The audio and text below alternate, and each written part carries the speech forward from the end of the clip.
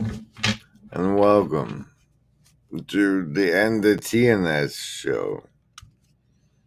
I'll be your host, General Griswold, Gaius Grim of the First Law Progressive Protocol.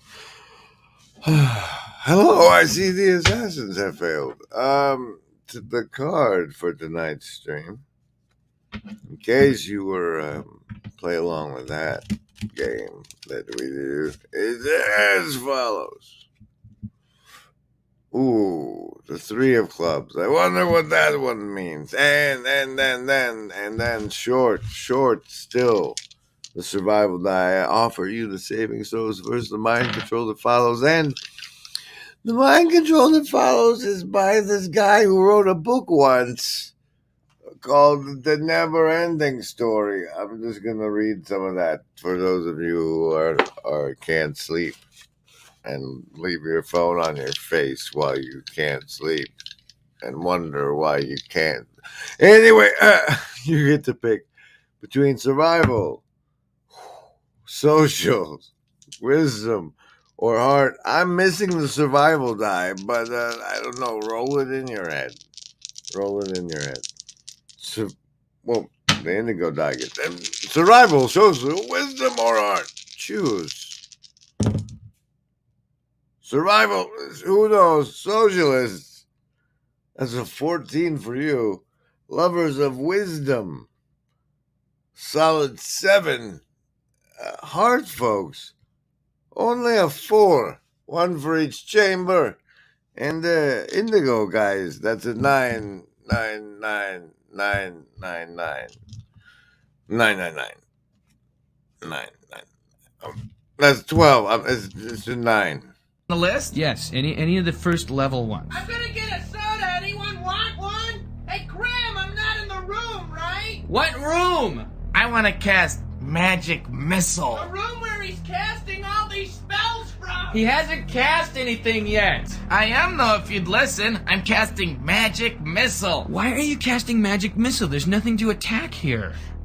I'm attacking the darkness. Thank you, Ups, and good morning, I guess, for those of you on that side of the planet, such as Lunch and Teo. I forget when it was right. Hey, Gartham.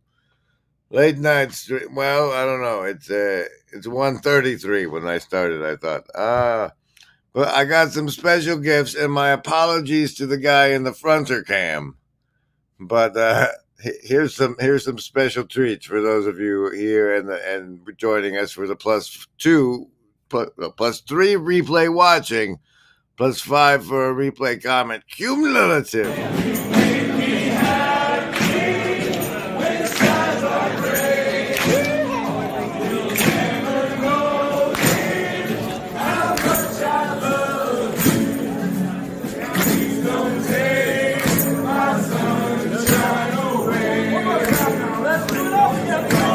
Sunshine, my only sunshine, you make me happy when skies are gray. You never know, dear, how much I love you. Please don't take my sunshine away. Please don't take my sunshine away.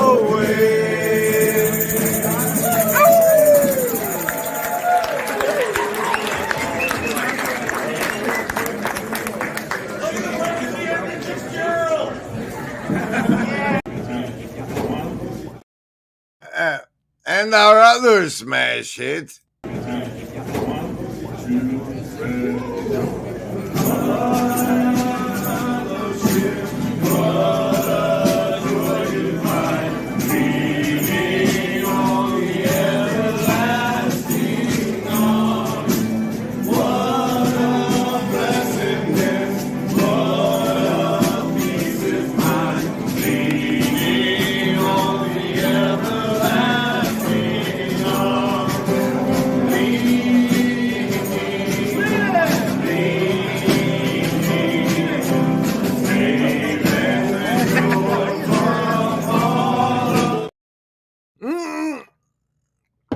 I guess that's all we got. Okay. Story time. Let's see. Go to settings. Run some branding. What? Run some branding? What kind of show do you think this is? You're crushing me, people. You're crushing me. I'm big, but I'm not that big.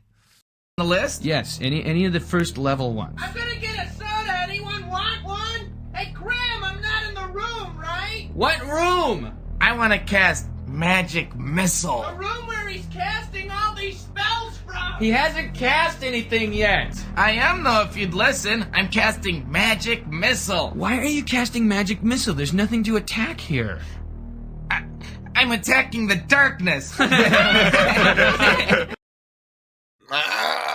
going on? What's going on? What? Making a Sikh sing Christian songs, lol. Lol. Good times. Good. Yes, they were. That's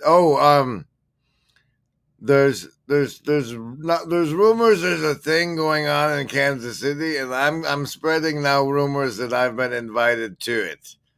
And it's going to be like right before the eclipse thing in April, so the caravan to Bosquedale Dollar General for the eclipse crossing in April is probably going to be preceded and emerge from the Kansas City event that there's rumors of. Everybody get that? This one.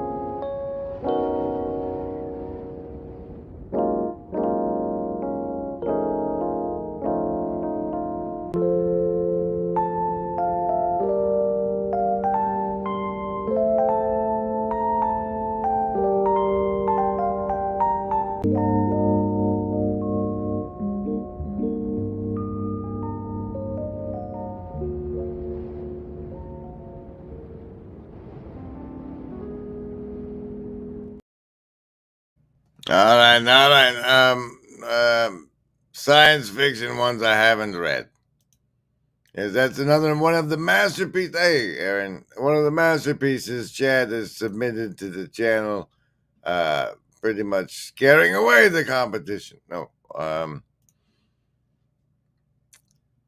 he took hold of Orin and felt all the courage he had wished for streaming into his heart. Then again he heard the deep roar that made the ground tremble, but this time it was near him. He looked up. A huge lion was standing on the fiery red dune.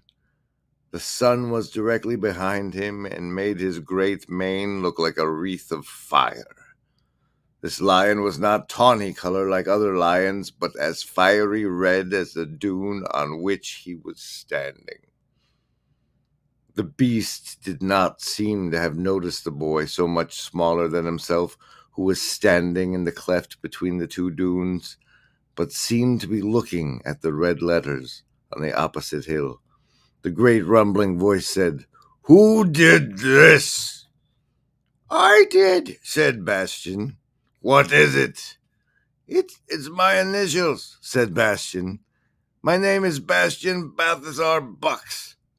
Then, for the first time, the lion turned toward Bastian, who for a moment expected to be burned to a crisp by the flames that seemed to surround the lion.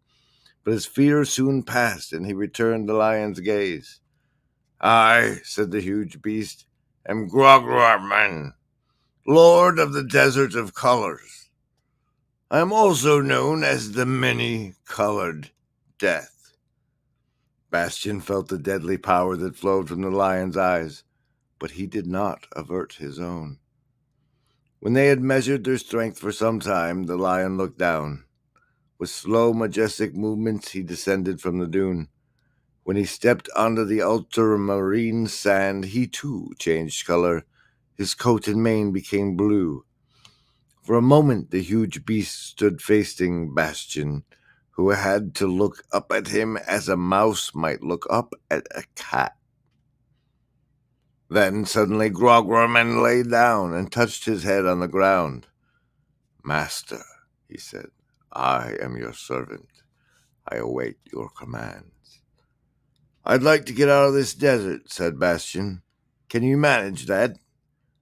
Grograrman shook his mane. "No, master, that I cannot do." "Why not?"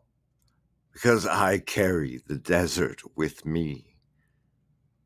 Not knowing what to make of this, Bastion asked, "Isn't there somebody who can get me out of here?" "How could that be, master?" said Grograrman. "Where I am, no other living creature can exist.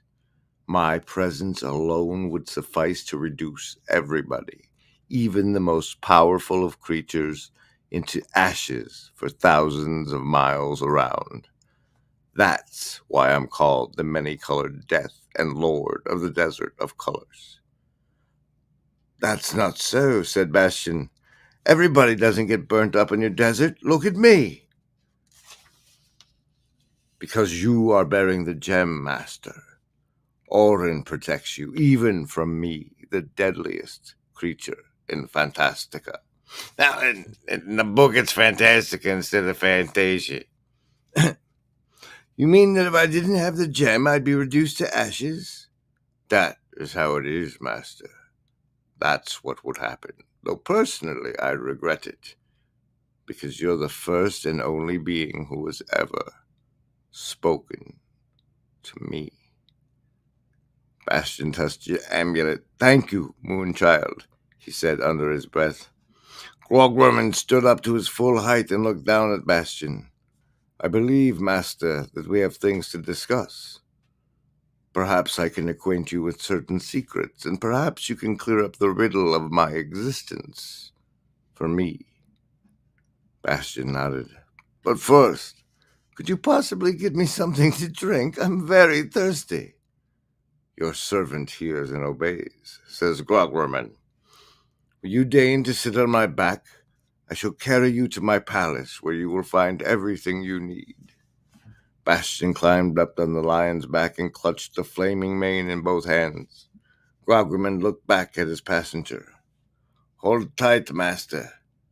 I'm a swift runner. And one more thing. As long as you are in my domain, and especially when you are with me, promise me that you will never, for any reason, lay down the amulet that protects you." "I promise," said Bastion. Remember it.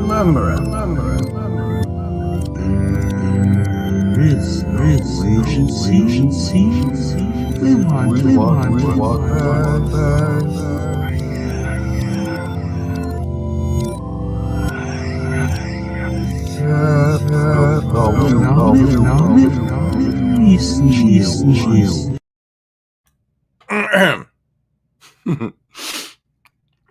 The lion started off, at first at a slow, dignified gait, then faster and faster. To Bastion's amazement, the lion's coat and mane changed color with every new sand hill. But soon Grograrman was making great leaps from hilltop to hilltop, and his coat changed color faster and faster. Bastion's eyes swam, and he saw all the colors at once as in a rainbow. The hot wind whistled around Bastian's ears and tugged at his mantle, which fluttered behind him. He felt the movements of the lion's muscles and breathed the wild, heady smell of the shaggy mane. The triumphant shout that escaped him resembled the cry of a bird of prey, and Groggerman answered with a roar that made the desert tremble. For the moment, those two different creatures were one. Bastian's heart and mind were in the clouds. He didn't come to himself until he heard Groggerman saying, "We have arrived, master. Will you deign to alight?" Bastian jumped down from the lion's back and landed on the sandy ground. Before him he saw a cleft of mountains of black rock, or was it a ruined building? He didn't know, for the stones which made up the door frames, walls, columns, and terraces of the building, as well as those that were lying around half-buried in colored sand, were deeply creviced and smooth, as though the sandstorms of time had smoothed away all sharp edges and roughness. "This, master, is my palace and my tomb." Bastian heard the lion's voice saying, "You are Groggerman's first and only guest. Enter and make yourself at home." The sun hung low over the horizon, a great pale yellow disk, shorn of its searing heat. Apparently the ride had taken much longer than it had seemed to Bastian. The truncated columns of spurs of rock, whichever they might be, cast long shadows. It would soon be night. As Bastian followed the lion through the dark doorway leading into the palace, he had the impression that Groggerman's steps sounded tired and heavy. After passing a corridor and up and down a number of stairways, they came at last to a large double door, which seemed to be made of black rock. As Groggerman approached, it opened of its own accord, and when they both had gone through, it closed behind them. Now they were in a large hall, or rather a cave, lit by hundreds of lamps whose flames resembled the play of colors on Groggerman's coat. The floor was of colored tiles. At the center was a circular platform surrounded by steps, and on the platform lay an enormous black rock. Groggerman seemed spent as he turned to Bastian. "My time is close at hand, master," he said, hardly above a whisper. "There won't be time for our talk, but don't worry. We'll wait for the day. What has happened will happen once again, and perhaps you will be able to tell me why." Then he pointed his head in the direction of the little gate at the other end of the cave. "Go in there, master. You'll find everything in readiness. The room has been waiting for you since the beginning of time." Bastian went to the gate, but before opening it, he glanced back. Groggerman had sat down on the black rock. He was as black as stone. In a faint, far-off voice, he said, "Quite possibly, master. You will hear sounds that will frighten you. Don't be afraid. As long as you carry the emblem, nothing can happen to you." Bastian nodded and passed through the gate. The room he entered was magnificent. The floor was laid with soft, richly colored carpets.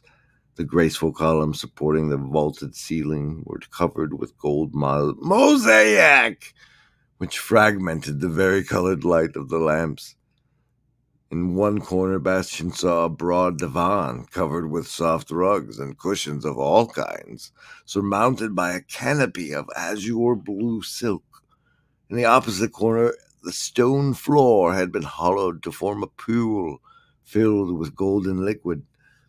On a low table stood bowls and dishes of food, a carafe full of some ruby-red drink, and a golden cup. Bastian squatted down at the table and fell to. The drink had a tart, wild taste and was wonderfully thirst-quenching. The dishes were unknown to Bastian. Some looked like cakes or nuts, others like squash or melons. But the taste was entirely different, sharp and spicy. Everything was delicious. Delicious! And Bastian ate his fill. Then he took his clothes off. But not the amulet? Morning, Harley. This is this book here. This one. The never-ending story. I thought of bedtime for people still up, but you know how that goes. Oh no, now I need a break.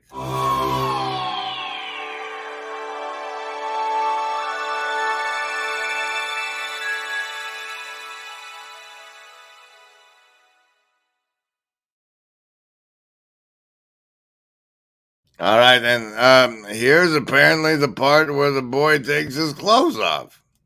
Didn't remember that. Oh, what was I supposed to? I did say tune in tomorrow, but what was it about? What was it supposed to be? Something follow up on something? I didn't. Oh, anyway. All right, the boy took his clothes. He found everything waiting. It was tart. He took his, but not the amulet, and stepped into the pool. Mm-hmm. For a while he splashed about, washed himself, dived under, and came up puffing like a walrus. Then he discovered some strange-looking bottles at the edge of the pool. Thinking they must be bath oils, he poured a little of each into the water. Green, red, and yellow flames darted and hissed over the surface, and a little smoke went up.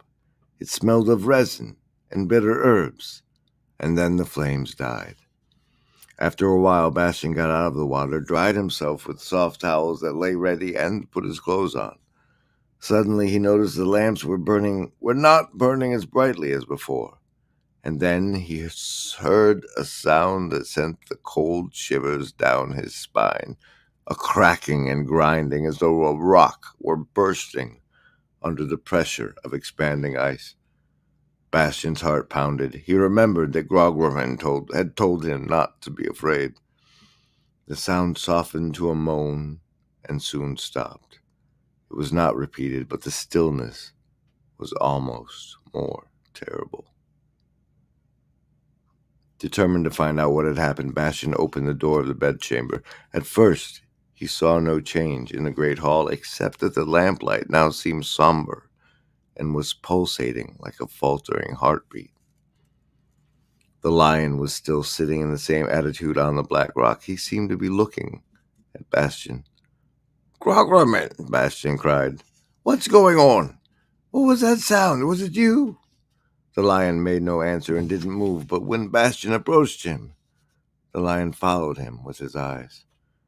Hesitantly, Bastian stretched out his hand to stroke the lion's mane, but the moment he touched it, he recoiled in horror.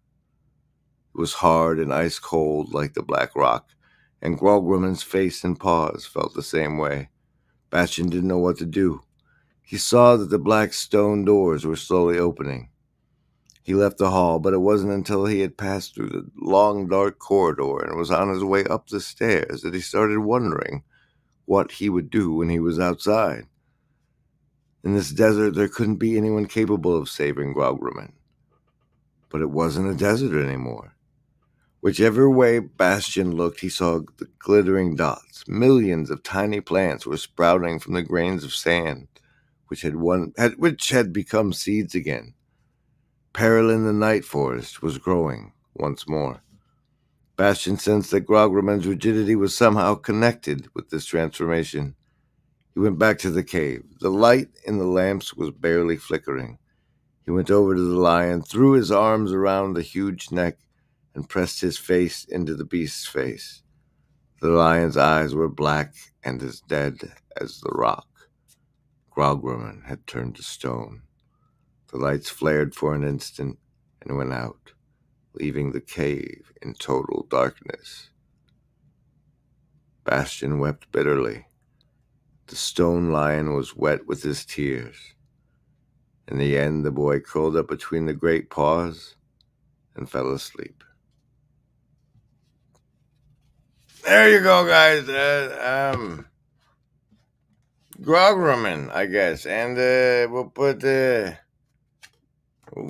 10 of diamonds in there in case anybody wants me to do some more of it. I guess well, if Andy wants to come after me, he can come after me. That'll just be more publicity. Hey, Charlie. Hey, guys. I don't know. I hope everybody's asleep now.